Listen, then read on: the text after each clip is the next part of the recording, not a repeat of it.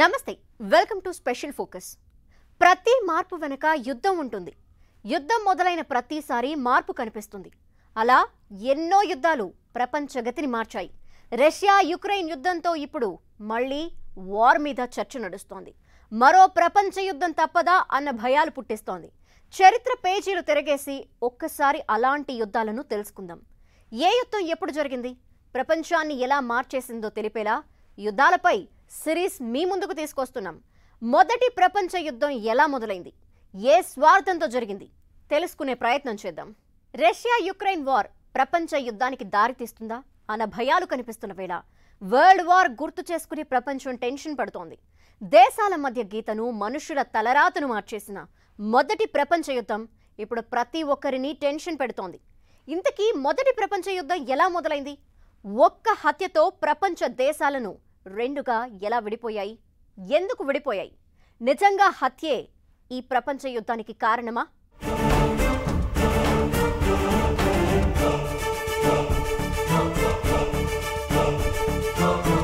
అది నవంబర్ 20, 1917వ సంవత్సరం.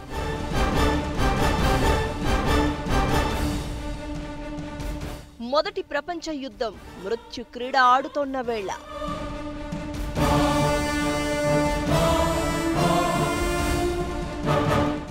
లక్షల మంది సైనికులు, 70 లక్షల మంది పౌరులు బలి.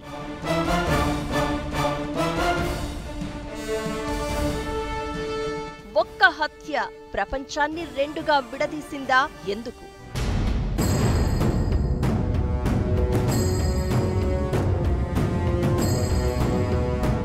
ఎంత పెద్ద యుద్ధం జరగడానికైనా చిన్న గొడవ చాలు.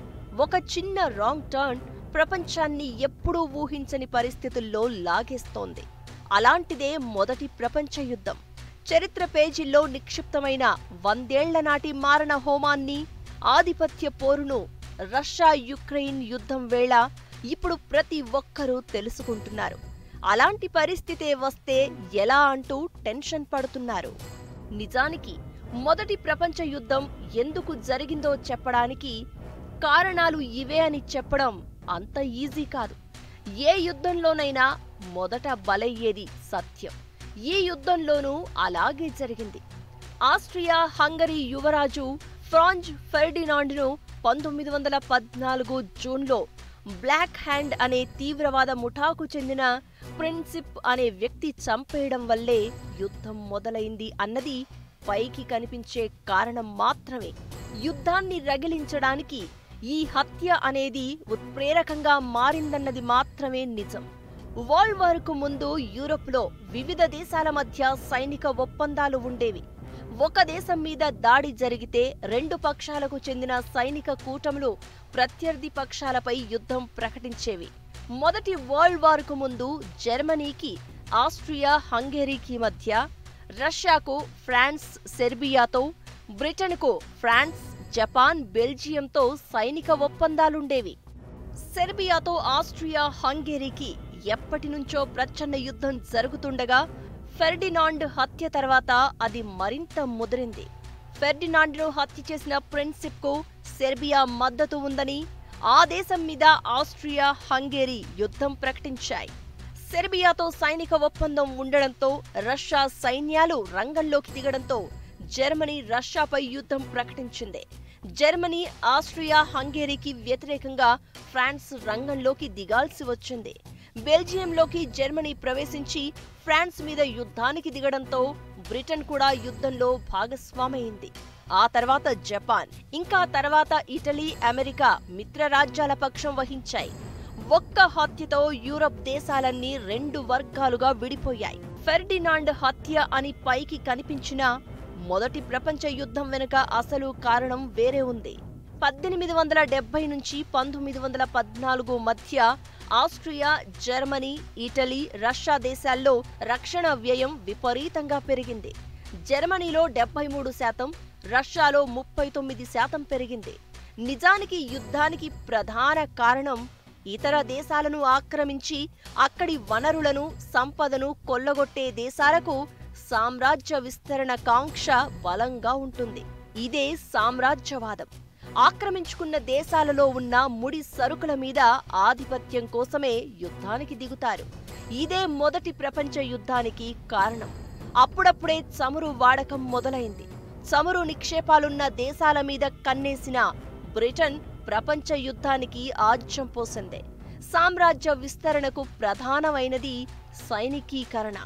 మొదటి ప్రపంచ యుద్ధం ప్రారంభమయ్యే నాటికి జర్మనీ అపారమైన సైనిక శక్తి సమకూర్చుకుంది.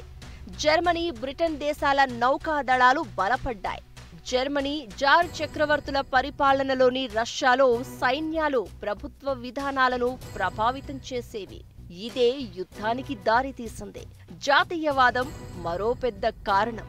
మొదటి ప్రపంచ యుద్ధ కాలంలో యూరప్లోని సామ్రాజ్యవాద దేశాలు ఇతర దేశాల మీద ఆధిపత్యం కోసం ఆ దేశాలను కేక్ కోసినట్టు కోసాయని లెనిన్ అన్నారు. ఉత్తర ఆఫ్రికా రాజకీయ చిత్రపటాన్ని ఇప్పుడు చూసినా సరిహద్దులు సరళ రేఖలో ఉండడం గమనిస్తే అది నిజమనిపిస్తుంది కూడా. ఒక్కటి మాత్రం నిజం, యుద్ధాలకు అంతం పలకాలనో, ఫెర్డినాండ్ హత్య జరిగిందనో, ప్రజాస్వామ్య పరిరక్షణ కోసమనో కాదు, సంపదను కొల్లగొట్టడానికి సామ్రాజ్యవాదులు ఆడిన మృత్యు క్రీడగా మొదటి ప్రపంచ యుద్ధాన్ని వర్ణిస్తూ ఉంటారు చాలామంది.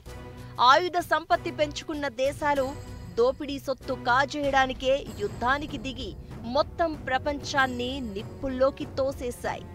ఇది దేశాలను పంచుకోవడానికి, వలసలు ఏర్పాటు చేసుకోవడానికి దారితీసింది.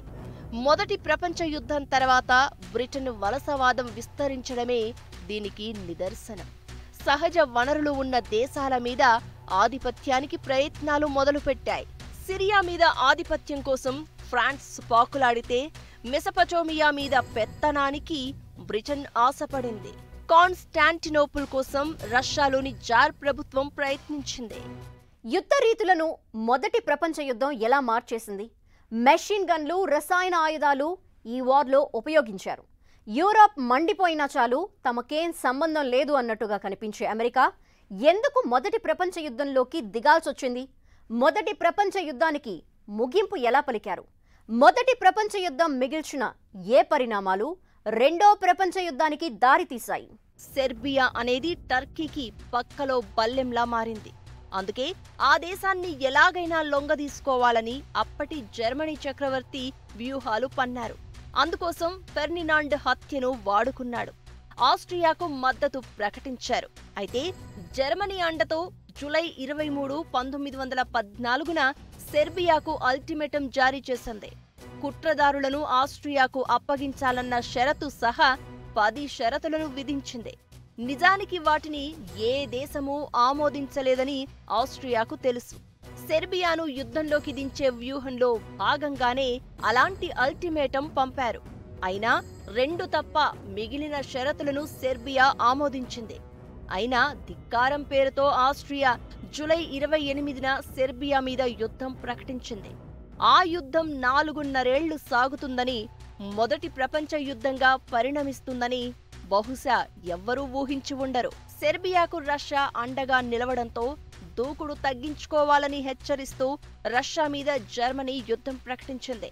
రష్యాతో పాటు ఫ్రాన్స్ను కూడా ఆక్రమించుకోవాలని భావించిన జర్మనీ వెళ్లేదారిలో బెల్జియంపై దాడులకు దిగింది. తటస్థ దేశమైన బెల్జియం మీద ప్రతాపం ఎందుకంటూ జర్మనీపై ఇంగ్లాండ్ యుద్ధానికి దిగింది. ఇక ఇటలీ మొదట జర్మనీ శిబిరంలోనే ఉన్నా సంవత్సరం తర్వాత యుద్ధ ఫలితాలతో ఇంగ్లాండ్ వైపు మారింది. ఇక యూరప్లో ఏం జరిగినా తమకు సంబంధం లేదు అన్నట్లుగా వ్యవహరించిన అమెరికా లూసిటేనియా నౌక పేల్చివేతతో యుద్ధంలోకి దిగాల్సి వచ్చింది.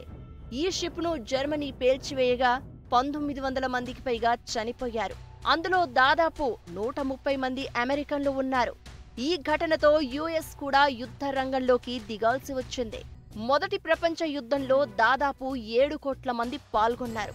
అందులో 6 కోట్ల మంది యూరప్ సైనికులే. 90 లక్షల మంది సైనికులు, 70 లక్షల మంది పౌరులు యుద్ధం కారణంగా చనిపోయారు. యుద్ధం ముగిసిన తర్వాత కూడా అనేక చోట్ల మారణకాండ కొనసాగింది. అప్పట్లో Austria, Hungary, Britain, France, Germany, Russia, Ottoman దేశాల కింద ఉన్న సుమారు 70కి పైగా దేశాలను ఈ యుద్ధంలో భాగం చేశారు. 12 స్వతంత్ర దేశాలు 1914లో తొలిసారి యుద్ధానికి కాలుదువ్వాయి. ఆ తర్వాత మిగతా దేశాలు ఒక్కొక్కటిగా యుద్ధంలో పాలు పంచుకున్నాయి. 1915లో ఇటలీ, 1917లో యునైటెడ్ స్టేట్స్ ఆఫ్ అమెరికా యుద్ధంలో చేరాయి. ఆ సమయంలో ఈ దేశాల మొత్తం జనాభా 80 కోట్లకు పైనే ఉంది. కేవలం 20 దేశాలు మాత్రమే తటస్థంగా ఉంటూ యుద్ధంలో పాలు పంచుకోలేదు. వీటిలో చాలా వరకు లాటిన్ అమెరికా లేదా ఉత్తర యూరప్కు చెందిన దేశాలే. ఇక ఫస్ట్ వరల్డ్ వార్ యుద్ధ తంత్రాలను సమూలంగా మార్చేసింది. అంతకుముందు మ్యాన్ టు మ్యాన్ పోరాటాలే కనిపించేవి. సాంకేతికత ఈ యుద్ధంలో కీ రోల్ ప్లే చేసింది. అంతకుముందు శత్రు సేనలు ముందుకు రాకుండా అడ్డుకునేందుకు ముళ్ల కంచెలుండేవి. అయితే ఈ యుద్ధంలో మిషన్ గన్లు వాడకంలోకి వచ్చాయి. శతఘ్నులు రసాయనిక ఆయుధాలు వాడారు. భూమి ఉపరితలం మీద యుద్ధం చేయడం ఇబ్బంది కావడంతో పదాతి దళాలు కందకాలు తవ్వుకుంటూ ముందుకెళ్లేవి. ప్రపంచ యుద్ధం మొదలైనప్పుడు జర్మన్ సామ్రాజ్య యుద్ధ నౌకలు ప్రపంచవ్యాప్త సముద్ర జలాల్లో ఉండేవి. వీటి ద్వారా జర్మనీ మిత్రరాజ్యాల వాణిజ్య నౌకలను ముంచేసేది. బ్రిటన్ నౌకాదళం జర్మనీ నౌకాదళాలను వెంటాడింది. షిప్ పేల్చివేత ఘటన తర్వాత అమెరికా కూడా యుద్ధంలో దిగుతుందని భావించిన జర్మనీ యుద్ధ నీతిని మరిచిపోయింది. మొదటి ప్రపంచ యుద్ధంలోనే యుద్ధ విమానాలున్న నౌకలను వినియోగించారు. ఈ యుద్ధంలో తొలిసారి ఎక్కువ మొత్తంలో రసాయన ఆయుధాలను ప్రయోగించారు. 1915లో జర్మనీ బలగాలు బెల్జియంలో క్లోరిన్ గ్యాస్ను ప్రయోగించాయి. ఈ యుద్ధంలో రసాయన ఆయుధాల కారణంగా మొత్తం 20,000 మంది చనిపోయారు. 4 ఏళ్లకు పైగా సాగిన మొదటి ప్రపంచ యుద్ధంలో 1 కోటి మంది వరకు సాధారణ పౌరులు కూడా చనిపోయినట్లు అనధికారిక లెక్కలు చెబుతున్నాయి. 4 ఏళ్ల సుదీర్ఘ యుద్ధంలో సైనికులు అలసిపోయారు. జనాలు ఆకలితో అలమటించిపోయారు. యుద్ధానికి వ్యతిరేకంగా జర్మన్ పౌరులు నిరసనలకు దిగారు. దేశంలోని అన్ని రేవులను బ్రిటన్ యుద్ధ నౌకలు ముట్టడించడంతో సరఫరాలు నిలిచిపోయి జనాలు ఆకలికి అలమటించాల్సిన పరిస్థితి ఏర్పడింది. దీంతో జర్మన్ చక్రవర్తి తన పదవి నుంచి తప్పుకున్నారు. లొంగిపోవడానికి జర్మనీ అంగీకరించింది. 1918 నవంబర్ 11న 2 శిబిరాల నేతలు ఫ్రాన్స్ కొంపియన్లో యుద్ధ విరమణ ఒప్పందాన్ని కుదుర్చుకున్నారు. అదే రోజు యుద్ధం నిలిచిపోయింది. మొదటి ప్రపంచ యుద్ధాన్ని గనక మనం చూసుకున్నట్లయితే ఈ మొదటి ప్రపంచ యుద్ధంలో జర్మనీ అనేటువంటిది ఓడిపోవడం జరిగింది. మొదట్లో ఆధిపత్యం సాధించినప్పటికీ కూడా ఆ యొక్క ఆస్ట్రియాని మద్దతు ఇచ్చినటువంటి జర్మనీ కూటమి ఏదైతే ఉందో అది ఓటమి పాలయ్యింది. బ్రిటన్, ఫ్రాన్స్ అనేటువంటివి 2 కూడా ఆధిపత్యం సాధించాయి. వాళ్ళ దగ్గర ఉన్నటువంటి టెక్నాలజికల్ అడ్వాన్స్మెంట్ కావచ్చు, వాళ్ళు సాధించినటువంటి యుద్ధతంత్రం కావచ్చు, జర్మనీ అనేటువంటిది ఓడిపోవడం జరిగింది. ఫ్రాన్స్ అండ్ బ్రిటన్ దేశాలు 2 కూడా నెగ్గాయి. దాంతో జర్మనీ అవమాన భారంతో కుంగిపోవడం అనేటువంటిది జరిగింది. వెర్సాయ్ ఒప్పందంతో 1919 జూన్ 28న యుద్ధం అధికారికంగా ముగిసిపోయింది. ఈ ఒప్పందం ప్రకారం మిత్రపక్షాల దేశాలకు జర్మనీ $3,300 కోట్ల పరిహారం చెల్లించాలి. తన ఆధీనంలోని వలస రాజ్యాలను, ప్రాంతాలను తిరిగి అప్పగించాలి. ఇవన్నీ జర్మనీని ఆర్థికంగా దెబ్బతీశాయి. ఈ పరిణామాలు రెండో ప్రపంచ యుద్ధానికి దారితీశాయి. 4.5 ఏళ్లు సాగిన యుద్ధం ప్రపంచాన్ని పూర్తిగా మార్చేసింది. ఆ 50 ఏళ్లు వెనక్కి నెట్టేసింది. ఆర్థికంగా కొన్ని దేశాలను, ఆరోగ్యపరంగా మరికొన్ని దేశాలను ఫస్ట్ వరల్డ్ వార్ దెబ్బతీసింది. ఇంతకీ మొదటి ప్రపంచ యుద్ధ ప్రభావం భారత్ మీద ఎలా పడింది? అసలు ఈ వార్లో ఇండియా ఎలాంటి పాత్ర వహించింది? నానాజాతి సమితి ఒప్పందాల్లో ఏ వైఫల్యాలు రెండో ప్రపంచ యుద్ధానికి దారితీసే పరిస్థితులను కల్పించాయి? అన్ని యుద్ధాలకు ముగింపు పలికే యుద్ధంగా మొదటి ప్రపంచ యుద్ధాన్ని పిలిచారు. నిజానికి ఈ వార్ ముగిశాక ఆ తర్వాత ఎవ్వరూ యుద్ధానికి వెళ్లకూడదని భావించారు. దురదృష్టం ఏంటంటే అలా జరగలేదు.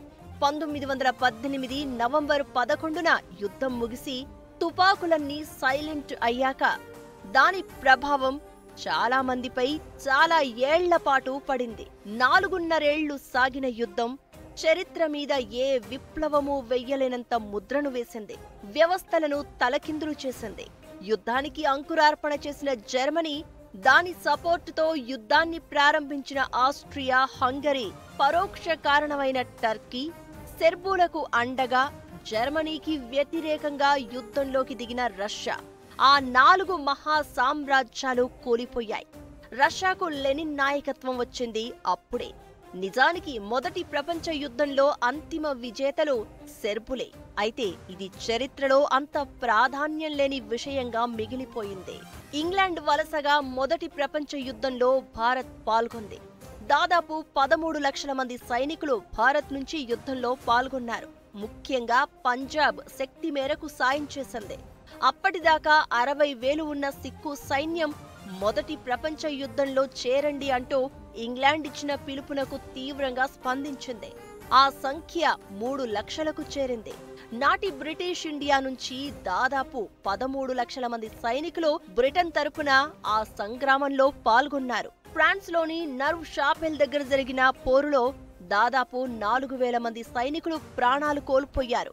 వారి జ్ఞాపకార్థం అక్కడ ఒక స్మారక చిహ్నాన్ని నిర్మించారు. మొదటి ప్రపంచ యుద్ధం నాటికి భారత్లో బ్రిటిష్ పాలన సాగుతోంది. అహింసాయుత మార్గంలో స్వాతంత్ర్య ఉద్యమాన్ని నడుపుతున్న గాంధీ మొదటి ప్రపంచ యుద్ధానికి మద్దతు ప్రకటించి విమర్శలు ఎదుర్కొన్నారు. మొదటి ప్రపంచ యుద్ధం ప్రభావంతో దాదాపు యూరప్ దేశాలన్నీ ఆర్థికంగా చితికిపోయాయి. ఎందుకంటే యుద్ధం చాలా ఖరీదైనది. 1918లోనే కేవలం ఒక రోజుకు 36 కోట్ల విలువైన బుల్లెట్లు ఖర్చయ్యేవి. యుద్ధానికి ముందు బ్రిటన్ ప్రపంచంలోనే ఆర్థికంగా అతి శక్తివంతమైన ఆర్థిక వ్యవస్థగా ఉండేది. అయితే వార్ ఆ దేశం మొత్తం సంపదను ఊడ్చేసింది. ఇక మొదటి ప్రపంచ యుద్ధం కారణంగా యూరప్ రాజకీయ ముఖ చిత్రం మారిపోయింది. దేశాల సరిహద్దులు మారిపోయాయి. ఎవరు ఎక్కడి వరకు పాలించాలి అన్న దానిపై వివాదాలు మొదలయ్యాయి. వర్సైల్ ఒప్పందం ప్రకారం జర్మనీ తన భూభాగంలో 10వ భాగాన్ని కోల్పోయింది. తర్వాత జరిగిన ఒప్పందాల్లో బల్గేరియా, ఆస్ట్రియా, హంగరీ కూడా తమ భూభాగాలను కోల్పోయాయి. యూరప్ మాత్రమే కాదు, ప్రపంచంలో చాలా దేశాల రూపురేఖలు మారిపోయాయి. కమ్యూనిజానికి, సోషలిజానికి ఈ యుద్ధం బాటలు వేసింది. వార్ ముగిసే నాటికి Germany, Austria, Hungary, Ottoman, Russia సామ్రాజ్యాలు పతనమయ్యాయి. ఒట్టోమాన్ సామ్రాజ్యం కుంచుకుపోయి టర్కీ అవతరించింది. ఇకటు 123 సంవత్సరాల తర్వాత పోలెండ్ స్వతంత్ర రాజ్యంగా అవతరించింది. సెర్బియా, క్రొయేషియా, స్లోవేనియా కలిసి యుగోస్లావియాగా అవతరించింది. బొహిమియా రాజ్యంలోని కొంత భాగం, హంగేరీలోని కొంత భాగం కలిసి జెకోస్లవేకియా ఏర్పడింది. రష్యా సోవియట్ యూనియన్ అయింది. అయితే ఈ యుద్ధం కారణంగా ఫిన్లాండ్, ఎస్తోనియా, లిథువేనియా, లాట్వియా ప్రాంతాలను రష్యా కోల్పోవలసి వచ్చింది. ఇవన్నీ స్వతంత్ర దేశాలుగా మారాయి. మొదటి ప్రపంచ యుద్ధం సైనికుల ఆరోగ్యాన్ని విపరీతంగా దెబ్బతీసింది. జర్మనీలో ఆహార ధాన్యాల కొరత, పోషకాహార లోపంతో లక్షలాది మంది చనిపోయారు. యుద్ధం ముగిసే నాటికి ఒక్క లెబనాన్లోనే 1,00,000 మంది కరువుకు బలయ్యారు. రష్యాలో 45 లక్షల మంది నిర్వాసితులు కాగా దాదాపు 1 కోటి మంది కరువుకు బలయ్యారు.